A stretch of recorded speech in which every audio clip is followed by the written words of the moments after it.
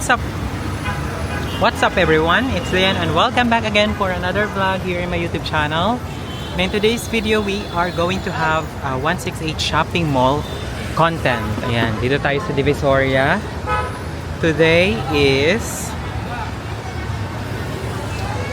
holiday, Wednesday, and it's currently 1 p.m. It's 1 in the afternoon. Ano tayo today? Magko-content tayo ng Divisoria. Yan. In fairness malinis na ang Divisoria ngayon. Hindi na siya kagaya no dati na kala mo kung saan-saan na lang talaga nagbibenta yung mga vendor dito. Ngayon malinis na siya.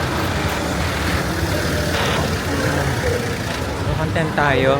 Mag-update ako ng mga price and products dito sa Divisoria Mall.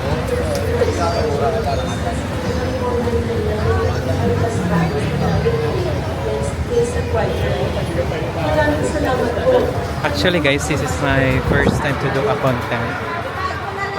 Papalamig muna tayo. May Korean shop dito guys, mga chocolate.